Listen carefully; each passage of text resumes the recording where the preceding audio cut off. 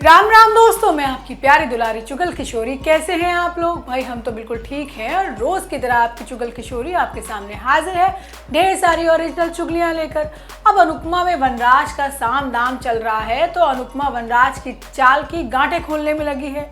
लेकिन अनुपमा को सहारा मिल गया है देविका का। लेकिन देविका के अलावा अनुज भी अनुपमा के पास आ रहा है, जबकि ये रिश्ता क्या कहलाता है में इजहार इश्क चल रहा है और फूफसा की पोल खुलते खुलते आखिर खुल ही गई है, लेकिन सिर्फ काजल के सामने। तो वहीं रूही अब अभीरा को नौकरी से निकालने की साजिश रच रही है। वहीं घूमे किसी के प्यार में भंवर का पागलपन अब सभी के सामने आने वाला है और वो उससे लड़ने के लिए ईशान सभी का साथ देगा। तो ये तो थी मोटा मोटी जानकारी, लेकिन पूरी जानकारी के लिए रोज की तरह आपको हमारा शो देखना होगा। तो चलिए बिना देरी के पहले अनुपमा के सेट पर चलते हैं और जानते हैं कि आज के एपिसोड में क्या खास देखने को मिलेगा। अनुपमा में शाह हाउस में तानों का दौर जारी है और अनुपमा अपने फैसले पर बिल्कुल अड़िग है। अब वनराज गुप्त तरीके से चाल चल रहा है तो अनुपमा को किसी ने सुनसान जगह पर मिलने के लिए बुलाया है, जहां वो नई मुसीबत में पड़ने वाली है।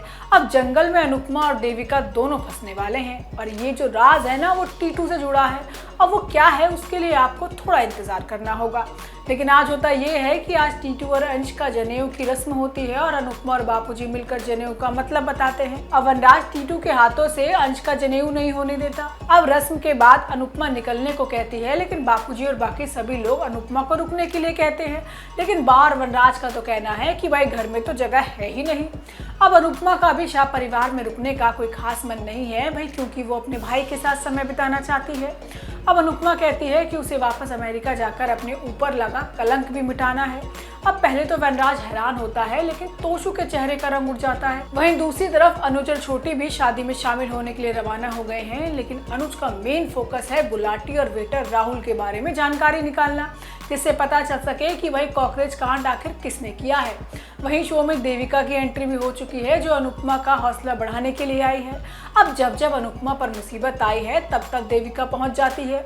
अब इस मौके पर देविका अनुपमा को बताती है कि भाई टीटू और डिम्पी की शादी में वो आ रही है और शाह परिवार पर आग के गोले बरसने वाले हैं। अब ये सुनकर अनुपमा खुश होती है। वहीं देविका शाह परिवार के सामने अनुपमा का सबसे बड़ा सपोर्ट सिस्टम बनेगी और वनराज शाह की बैंड बजा देगी।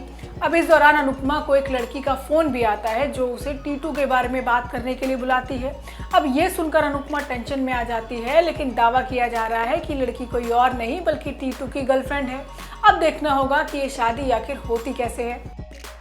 वहीं ये रिश्ता क्या कहलाता है में आज रूही को बड़ा धक्का लगने वाला है, क्योंकि उसे पता चल गया है कि अभीरा अभी भी जी जान से अरमान को प्यार करती है और अपने टूटे रिश्ते की निशानी को संभाल कर रख रही है, और वो है मंगलसूत्र। जबकि अरमान को अभीरा से लगाव तो पहले ही था, लेकिन अब प्यार की बात सुनकर उसका मन भी विचलित हो गया है और वो चाह कर भी खुद की फीलिंग्स को समझ नहीं पा रहा।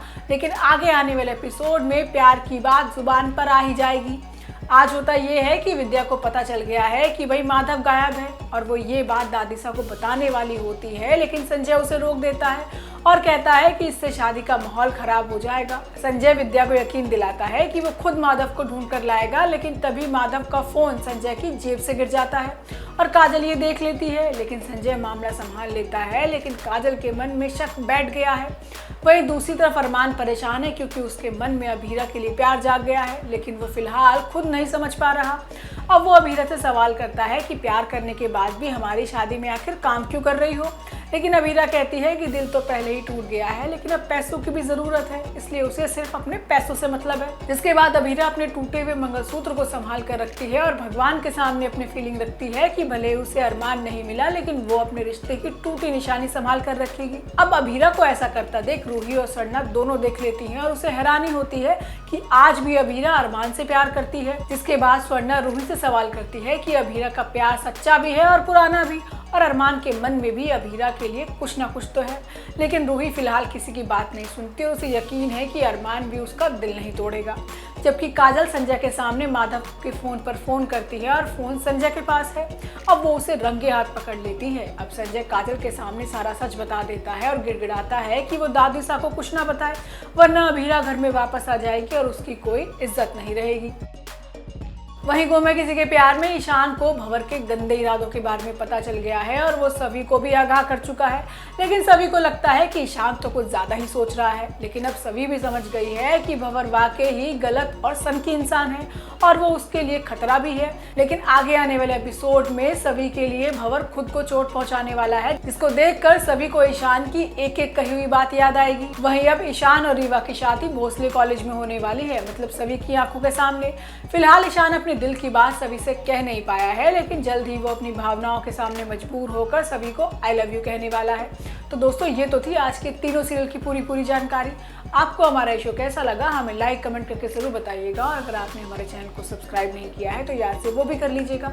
हम आपसे फिर मिलने आएंगे इसी समय पर नई जानकारी के साथ। राम राम।